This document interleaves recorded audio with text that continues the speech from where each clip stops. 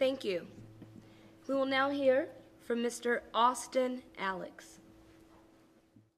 I'm here to speak on behalf of thousands of students who will be impacted by Texas's recently passed photo ID requirements to vote.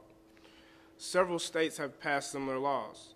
Youth members of the NAACP, such as myself, are currently organized on more than 150 college campuses. The leadership of the NAACP's Youth and College Division is concerned about the students having the opportunity and right to vote. Texas passed a law which states that you can no longer use a student identification card to vote.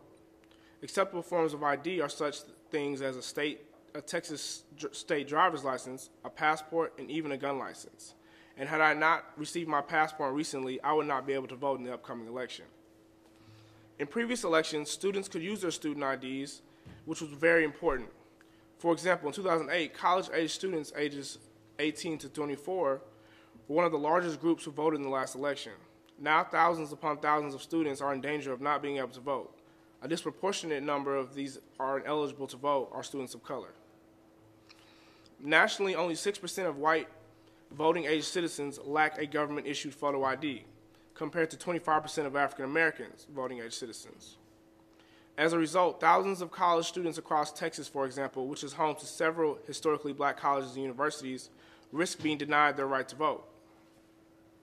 Texas claims that it is free to obtain a photo ID, but we know that to not be the case. Individuals must go to the Department of Motor Vehicles and present a passport, which costs approximately $145, or a combination of documents like a birth certificate, which is $22 in Texas, and a certified copy of a court order indicating the applicant's name and date of birth. Other forms are expensive also. It is $25 to obtain a Texas driver's license, $16 to obtain a personal ID, and $610 to obtain a U.S. citizenship certificate containing a photograph. None of the costs take into account ancillary costs like acquiring these documents, transportation, time from work, and other responsibilities. The cost of obtaining Texas's free ID rivals its original poll tax in the sense that in 1902 it was $1.50 to vote.